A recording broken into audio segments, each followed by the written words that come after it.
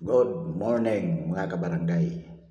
Ngayon po ay araw ng Miyerkules, February 26, 2025. Sa atin pong pagpapatuloy sa pag-aaral ng batas kriminal, pag-usapan po natin ang nasasaad sa Article 4 of the Revised Penal Code.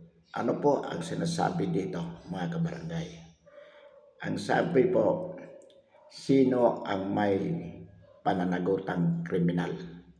So ayon po sa Article 4, ang sino mang tao na nakagawa ng krimen ay may pananagutang kriminal. Ang sino mang tao na nakagawa ng krimen, bagamat ang resulta ng kanyang ginawa ay hindi niya sinasadya o he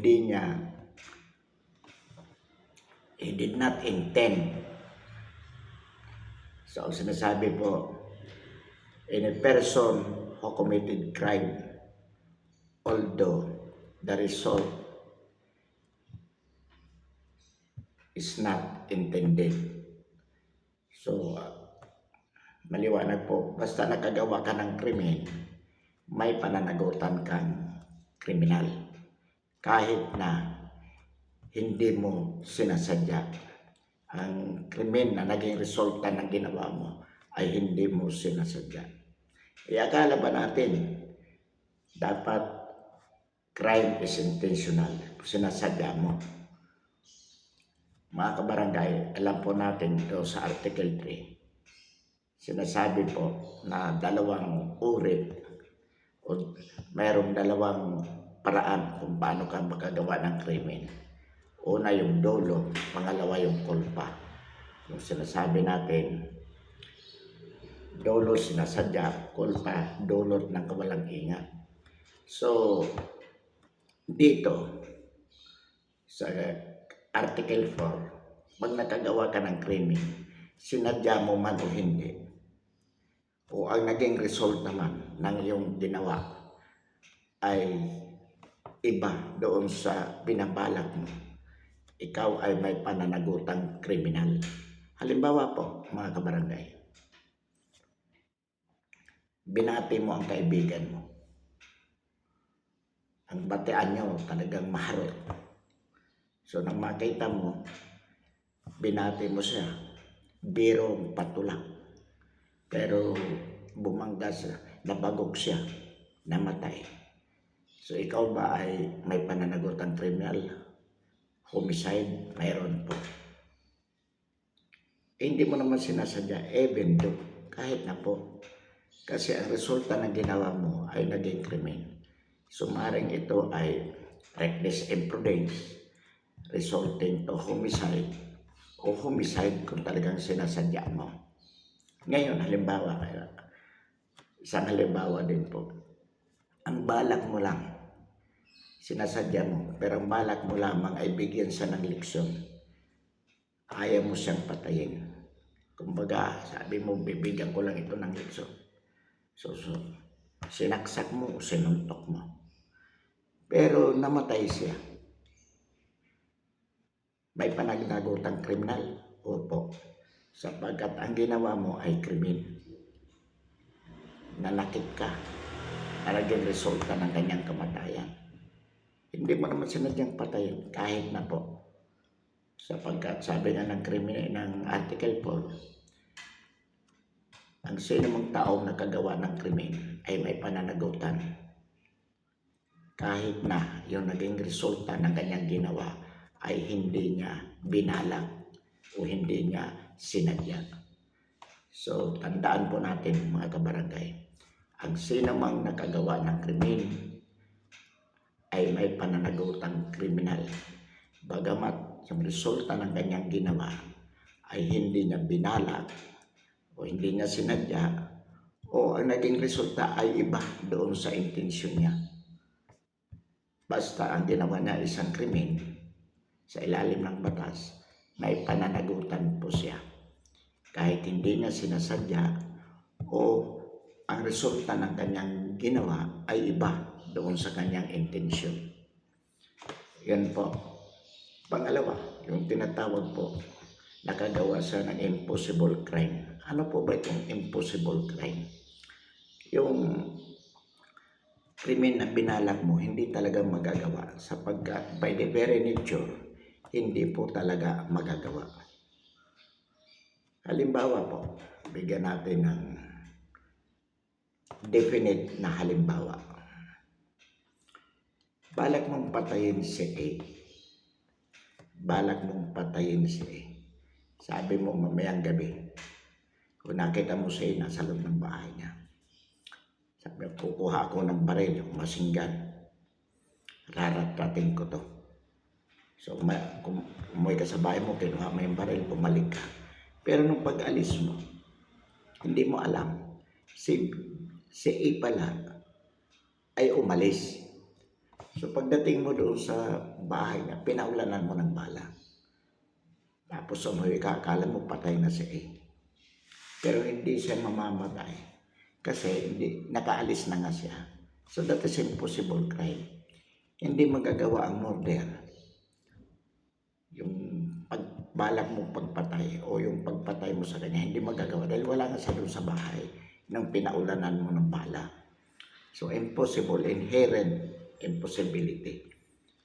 Paano mamamatay yung tao kung wala naman talaga doon? Pero take note dito, hindi mo alam na umalis siya. Akala mo talaga nasa loob siya ng bahay. Dahil nakita mo kanina lamang na nasa loob ng bahay. Pinaulanan mo ng bala. Dahil akala mo nandoon talaga siya. Pero sa katotohanan, hindi siya mamamatay dahil wala na siya doon. So yan po ang impossible crime. Pangalawa po, pangalawang example. Gusto mong lasunin yung asawa mo. Kasi meron ka ng iba. Gusto mo siya mamatay para mapakasalan mo yung kabit mo. So, sabi mo, pagtitimpla ko to ng Diyos. Ang inilagay mo lason ng daga. Akala mo, pinalabas mo na ito ay asukal. O ang nailagay mo, akala mo lason ng daga. Yung pala, napalitan. Dito mo nilagay yung lason ng daga. Sabi mo, yan ang gagamitin kong asukal doon sa Diyos na tinitimpla ko para sa asawa ko, para malason. Eh, nakita pala ng katulong. Ang ginawa niya, pinalitan ng asukal. So, akala mo, yun pa rin yung lason ng daga. Itinimpla mo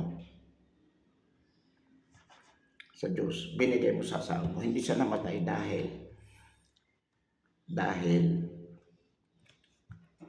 hindi naman lason ng daga. Pero ang buong akala mo, lason talaga ng daga. So, iyan po yung tinatawag na impossible crime by ineffectual means or by inadequate means. So, paano siyang mamamatay? Buong akala mo, lason ng daga pero asukal pala. So, talagang inadequate. Yung paraan is, kumbaga, hindi tama. Baling paraan. So, pero buong akala mo, take note dito, buong akala mo, lason talaga ng daga ang nailagay mo. Pero asukal pala. Pangalawa naman, halimbawa, totoong lason ng daga ang nailagay mo. Pero kulang yung quantity. Hindi sapat upang siya ay malason. Maybe malakas ang resistensya niya sa ganong, malakas ang resistensya ng asawa mo sa ganong lason. So hindi siya namatay. Ineffectual means.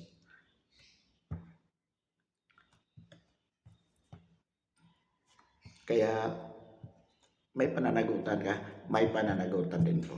But take note, dito po sa halimbawa natin, kung halimbawa, hindi siya namatay dahil ang asawa mo ay ma-immunity, pero nagkasakit siya. Ibig sabihin, nadala pa rin siya sa ospital at naagapan. So, ang kasong ikakaso mo dito, frustrated murder, hindi impossible crime. Kasi kung talagang, kung anong actual na krimen na nagawa mo, yun ang ididimanda sa'yo. Pero kung assuming na wala namang nangyari, basta nalaman lang na tinangka mo pa akong pala akong lasunin. So it's either attempted murder or impossible crime. So yan po mga barangay ang sinasaad ng Article 4. Ulitin po natin, sino ang mayroong kriminal na pananagutan? Una po, ang lahat na nakagawa ng krimen, bagamat ang krimen na yan ay resulta ng kanyang ginawa na iba doon sa kanyang intention o hindi niya sinasadya. Meaning, it is committed by culpa. Pangalawa, yung impossible crime. Gumawa siya ng krimen pero hindi nagawa ang krimen kasi by very nature, imposible talagang magawa ang krimen. O kaya, dahil hindi sapat yung paraan o mali ang paraan na kanyang ginamit. Bakit siya parurusahan? Wala naman nagawang krimen. Ang pinaparusahan dito ng batas, yung kanyang pagiging utak kriminal. Kasi nakita doon na talagang may intention siya na kriminal. Hindi nga lang nagawa dahil imposible nga. So, pansamantala mga kabarangay, mga kababayan, atin pong wakasan ang ating talakayan ngayong umaga. Marami pong salamat.